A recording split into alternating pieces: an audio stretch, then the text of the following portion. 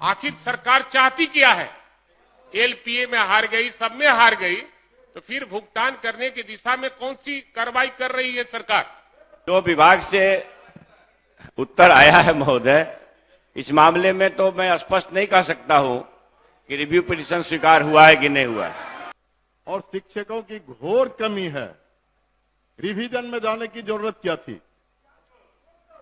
मैं मानता हूं, मेरा मानना है कि सरकार बदलने के बाद कुछ अफसर ऐसे बैठे हुए हैं जो सरकार को बदनाम करने की कोशिश करती है, और उस अफसर पर कार्रवाई सरकार करेगी कि नहीं? अपना हाई कोर्ट में सरकार जो है हार गई। अब जब सरकार हार गई तो ये क्या सरकार की मंशा है कि ये बार बार रिव्यू पिटीशन में जा रही है? स्वयं आप मिनिस्टर साहब और आपके एडिशनल चीफ सेक्रेटरी जो प्रधान सचिव होंगे और संबंधित जो इसमें अन्य पदाधिकारी होंगे, उनके साथ बैठ करके अध्यक्ष महोदय, माननीय सर्वोच्च न्यायालय द्वारा सिविल अपील संख्या 2703/2017 में चतुर्थ चरण के महाविद्यालयों के वादों के विस्तारण के क्रम में कुछ मामले को पटना उच्च न्यायालय को प्राधिकृत किया गया।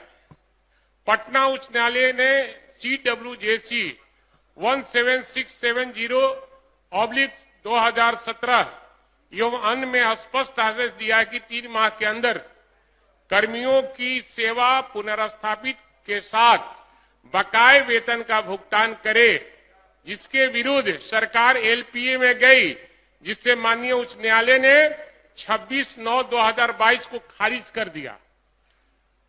एलपीए में पराजित होने के बाद भी सरकार ने रिवीजन पिटीशन दाखिल किया। विश्वविद्यालय शिक्षकों की ओर से कमी झेल रही है। सरकार एलपीए घोर कमी झेल रही है। सरकार एलपीए में जीत हासिल करवाने वाले शिक्षकों के खिलाफ रिव्यू पिटीशन दाखिल कर सरकारी रुपये का दुरुपयोग कर रही है। अतः एलपीए में पारित आदेश के क्रियान्वयन हेतु हम सदन के माध्यम से सरकार का ध्यान आकृष्ट करते हैं। माननीय मंत्री शिक्षा विभाग।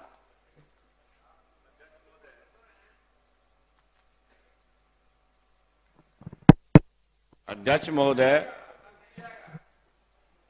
प्रस्तुत ध्यानाकर्षण के प्रसंग में कहना है कि चतुर्थ चरण के अंगीभूत महाविद्यालयों के शिक्षक एवं शिक्षकेतर कर्मचारियों के सेवा की अंतर्लीनीकरण के साथ वेतन भुगतान एवं अन्य सुविधाएं बहाल करने के निमित्त दायर CWJC संख्या 17,670/2017 में पारित न्यायादेश से उद्भूत एलपीए संख्या 1526/2018 राज्य सरकार एवं अन्य बनाम मगध विश्वविद्यालय एवं अन्य में दिनांक 26/9/2022 को पारित न्यायादेश के विरुद्ध विभागीय स्तर से विद्वान महाधिवक्ता से सहमति से रिव्यू पिटीशन नंबर 54/2023 दायर किया गया है।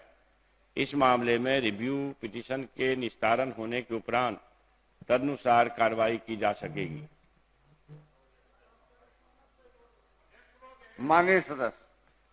माननीय मंत्री जी के जवाब से मैं संतुष्ट नहीं हूं और हमको लगता है कि विभाग माननीय मंत्री को भी गुमराह कर रही है और सदन को भी गुमराह कर रही है। और करोड़ों रुपए जो खर्च किए जा रहे हैं कोर्ट में, अगर आज वो पैसे उन लोगों को दे दिया जाता कर्मियों को, तो ये मामला नहीं होता। आखिर सरकार चाहती क्या है? एलपीए में हार गई, सब में हार गई, तो फिर भुगतान करने की दिशा में कौन सी कार्रवाई कर रही है सरकार? माननीय सदस्य, एक रिवीजन पिटीशन की भी चर्चा है, इस पर आपको क्या कहना है? हुजूर, मैं यही कहना चाहूंगा कि न्यायालय में रिव्यू आवेदन किया गया है, लेकिन इसे स्वीकार किया गया है या नहीं है, ये माननीय मंत्री जी बताएंगे। माननीय मंत्री किया गया कि नहीं? माननीय मंत्री शिक्षा विभाग। महोदय, जो सूचना है इस मामले में कि रिव्यू पिटीशन दायर किया गया है, रिव्यू पिटीशन स्वीकृत हुआ है कि नहीं, इस मामले में मुझे सूचना नहीं है। जो विभाग ने जवाब दिया है, रिव्यू पिटीशन दायर किया गया है। ये गुमराह करने वाला जवाब है। इसलिए मैं चाहूंगा कि आसन इसको अपने स्तर से देखलवावे, फाइल मंगवावे, क्योंकि ये सामाजिक न्याय के लोग से जुड़ा हुआ मामला है और जो पदाधिकारी बैठे हैं वो सामाजिक न्याय और सरकार को बदनाम करना चाहते हैं। इसलिए आसन से मैं आग्रह करूंगा कि ये फाइल मंगवाकर देखकर और उचित निर्णय करें। माननीय मंत्री शिक्षा विभाग महोदय, मैं तो सरकार ने अपने जवाब में कहा है कि रिव्यू पिटीशन दायर हुआ है और रिव्यू पिटीशन का जब न्याय निर्णय आएगा तो तदनुसार सरकार कार्रवाई करेगी। मैं कह रहा हूं कि रिव्यू पिटीशन नहीं है, माननीय स्वीकार नहीं किया गया है। भाई बीरेन जी जरा स्थान ग्रहण कीजिए। सरकार एक मिनट, सरकार के द्वारा जो कहा जा रहा है रिव्यू पिटीशन दायर है और उसके फलाफल आवेंगे, उसके मुताबिक कार्रवाई होगी। एक मिनट मेरा सुन लीजिए। तो मैं कहना चाहता हूं कि सरकार ही जब कह रही कि रिव्यू पिटीशन दायर है, अब वो एडमिट हुआ है नहीं हुआ है उसकी जानकारी उनको है या ना है।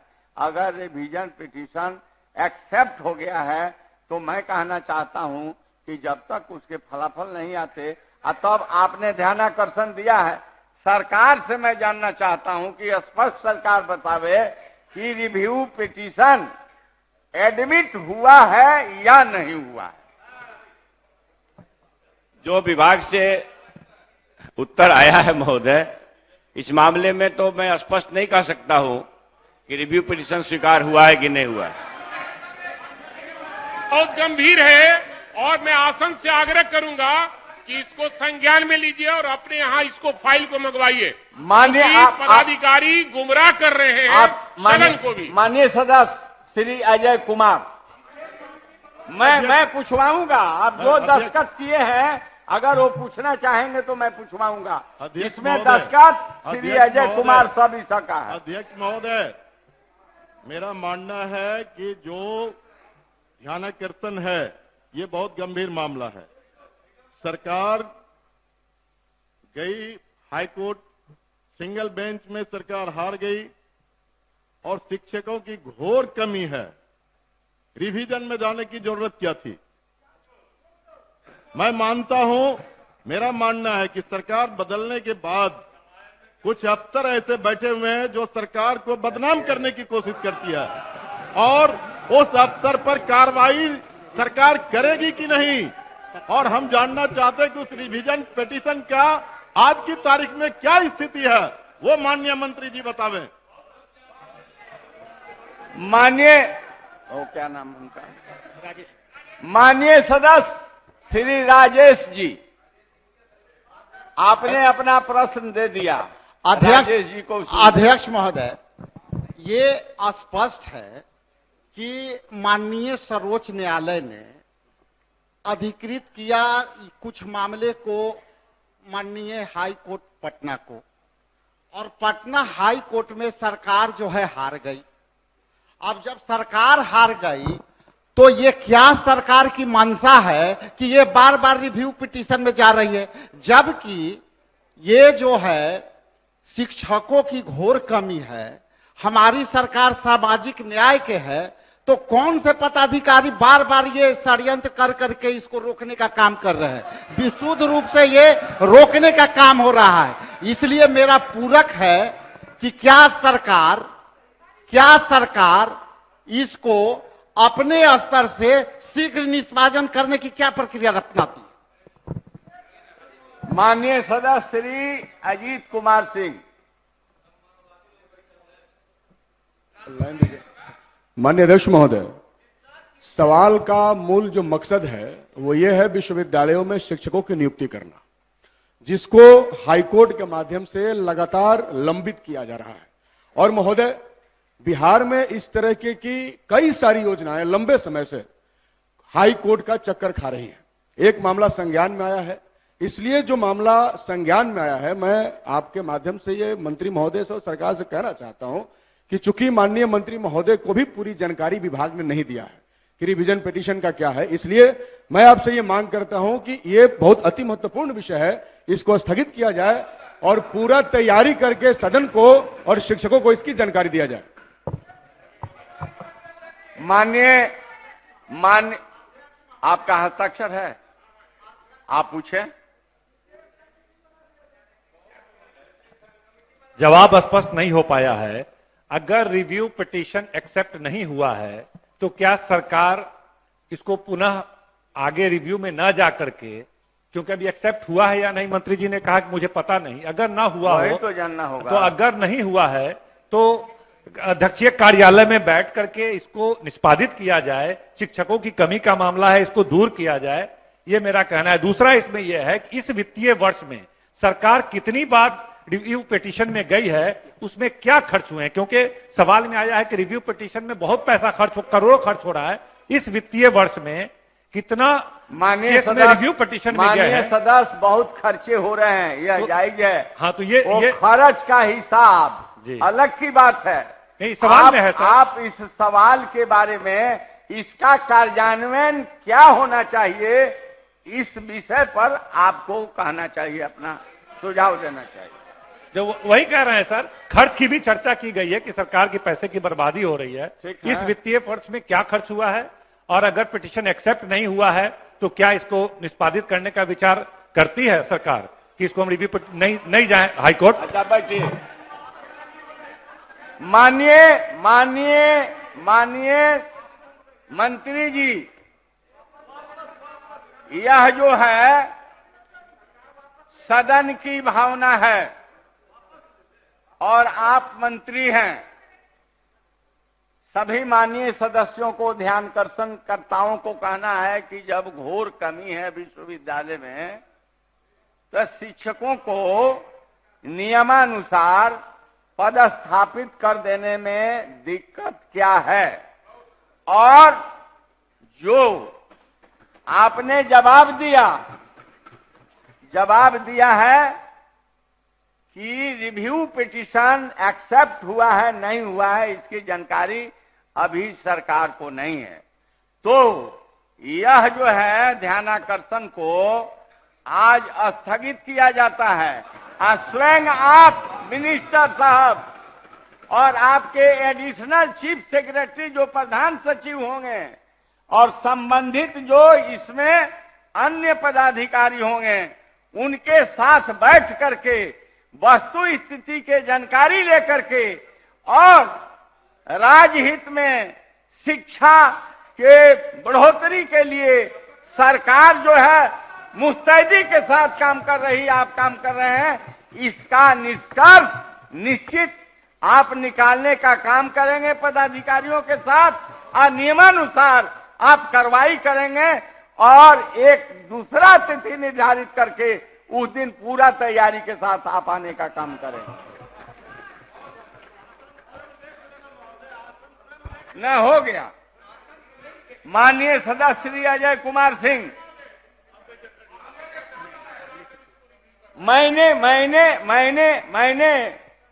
अपने स्तर से, आसन से जो एक सक्षम बातें होनी चाहिए वो हो रही है। इसमें आवश्यकता होगी तो माननीय मुख्यमंत्री जी के पास भी यह मामला जाएगा। इसलिए पहले उनके प्रधान सचिव, माननीय शिक्षा मंत्री स्वयं काफी सक्षम मिनिस्टर हैं और इसके संबंध में ये लोग रिव्यू कर लेंगे, क्योंकि रिवीजन का मामला है। और आप स्वयं जानते हैं कि अगर कोर्ट में कोई मामला चला गया हो, अगर वहां पर एडमिट हो गया हो, उसके फैसले नहीं हो, तो उस पर जो है सदन में चर्चा नहीं की जा सकती है। लेकिन स्वयं सरकार ने कहा कि अभी हमें जानकारी नहीं है कि रिवीजन एक्सेप्ट हुआ है नहीं हुआ है, इसलिए मैंने आप लोगों को चर्चा करने का अवसर दिया। लाइव बिहार YouTube पर सब्सक्राइब और Facebook पर लाइक जरूर करें।